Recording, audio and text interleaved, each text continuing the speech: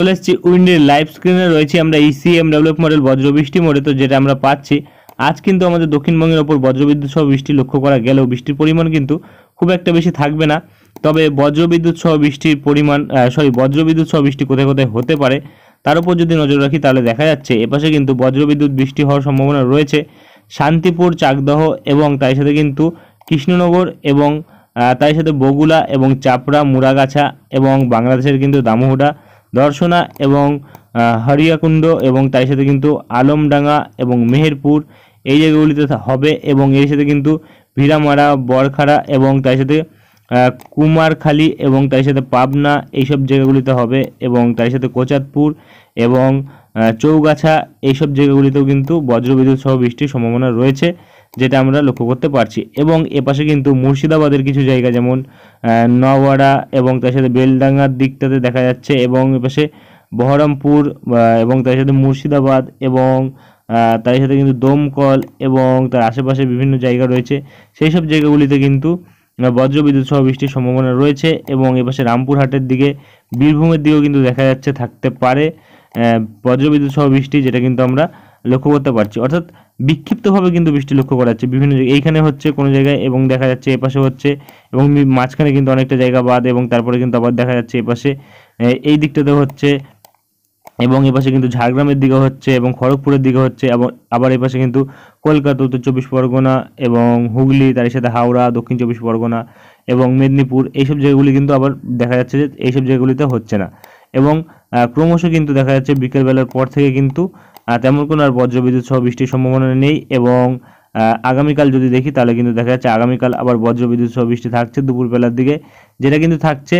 আমাদের কলকাতা, উত্তর চব্বিশ পরগনা এবং হুগলি, তার সাথে কিন্তু হাওড়ার দিকটাতে এবং তার সাথে নদিয়ার দিকে কিছু জায়গাতে এবং এপাশে কিন্তু চন্দ্রকোনা, কতুলপুর, আরামবাগ এবং এপাশে কিন্তু কোলাঘাট এবং তার সাথে বালিচক, খড়গপুর, বেলদা এবং ঝাড়গ্রাম, চাকুলিয়া এই জায়গাগুলিতে কিন্তু দেখা যাচ্ছে আবার আগামীকাল হচ্ছে দুপুরবেলার দিকটাতে। এবং বৃষ্টির পরিমাণ কিন্তু খুব একটা বেশি থাকবে না এই দুই দিন, যেটা আমরা বর্তমানে পাচ্ছি। এবং বাংলাদেশের দিকেও কিন্তু দামোহডা, কোচাতপুর, মগুরা এবং নারেল, গোপীনাথপুর, অভয়নগর, খুলনা, টুঙ্গিপাড়া, গৌরনদী,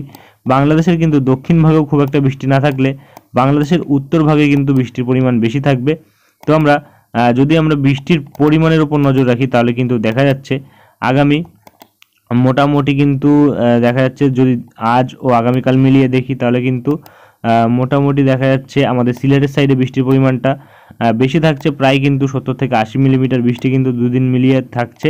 এবং এপাশে কিন্তু আমাদের উত্তরবঙ্গের দিকে কুচবিহার, আলিপুরদুয়ারের দিকে ভারী থেকে অতি ভারী বৃষ্টি থাকছে, শিলিগুড়ি, জলপাইগুড়ির দিকেও থাকছে ভারী থেকে অতি ভারী বৃষ্টি। এবং ক্রমশ যদি আমরা একটু আগে গিয়ে 12 তারিখের পর থেকে আবার দেখি 13 তারিখ ও 14 তারিখ, তাহলে কিন্তু দেখা যাচ্ছে আমাদের আলিপুরদুয়ারে 13 ও 14 তারিখ মিলিয়ে কিন্তু মোটামুটি আলিপুরদুয়ার, কুচবিহারের ওপর 100 মিলিমিটারের ওপর বৃষ্টি হচ্ছে, অর্থাৎ ভারী থেকে অতি ভারী বৃষ্টি কিন্তু আমাদের উত্তরবঙ্গের ওপর থাকছে। জলপাইগুড়ির ওপরও কিন্তু ভারী থেকে অতি ভারী বৃষ্টি হচ্ছে এবং বাংলাদেশের কিন্তু রংপুর সাইডে ঠাকুরগাঁও, দিনাজপুর এবং ঘোড়াঘাট, চাঁদাজিপুর এবং তার সাথে কিন্তু বাগমারা, বিশম্বরপুর, সিলেট, মদন এবং ময়মনসিংহ, মৌলভীবাজার, কিশোরগঞ্জ এই দিকটাতে কিন্তু ভারী থেকে অতি ভারী বৃষ্টি থাকবে। এবং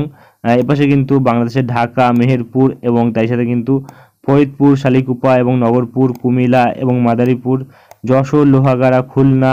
এবং বরিশাল, মতিরহাট, সেনবাগ এবং ফরিদগঞ্জ, পিরোজপুর এবং লালমোহন এইসব জায়গাগুলিতে কিন্তু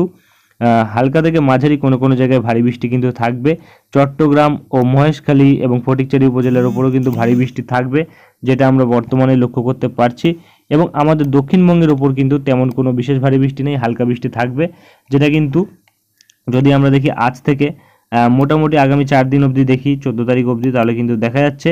মোটামুটি কিন্তু একদমই হালকা থেকে মাঝারি বৃষ্টি, কোনো কোনো জায়গায় হালকা, একদমই হালকা বৃষ্টি কিন্তু লক্ষ্য করা যাচ্ছে 14 তারিখের দিক অবধি। এবং ক্রমশ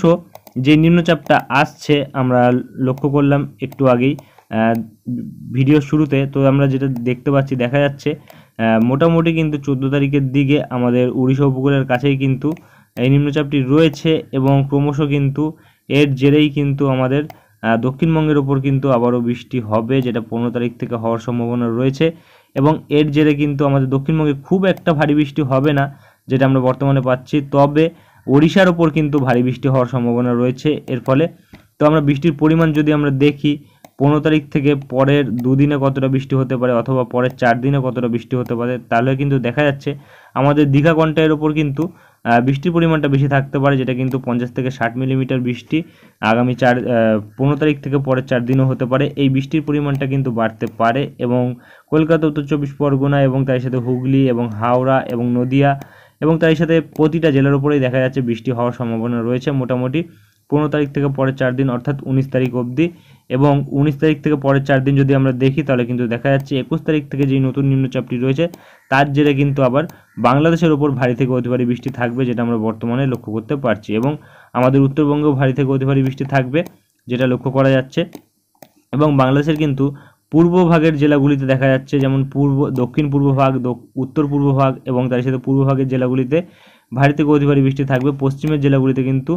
হালকা থেকে মাঝারি কোনো কোনো জায়গায় ভারী বৃষ্টি থাকতে পারে। এবং তার সাথে আমাদের দক্ষিণবঙ্গের ওপর কিন্তু দেখা যাচ্ছে কলকাতা, তার সাথে উত্তর চব্বিশ পরগনা এবং দক্ষিণ চব্বিশ পরগনা, তার সাথে পূর্ব পশ্চিম মেদিনীপুর এবং এপাশে কিন্তু দেখা যাচ্ছে হুগলি ও নদিয়া, এই জেলাগুলির ওপর কিন্তু বৃষ্টির পরিমাণ বেশি থাকতে পারে, যেটা আমরা বর্তমানে লক্ষ্য করতে পারছি। এবং এই মুহূর্তে কিন্তু আর তেমন কোনো বড় পরিবর্তন পাওয়া যাচ্ছে না। যদি কোনো বড় পরিবর্তন আসে তা আমরা তুলে ধরবো। আজকের ভিডিওটি এখানেই শেষ করছি, দেখা হবে নেক্সট ভিডিওতে। ধন্যবাদ।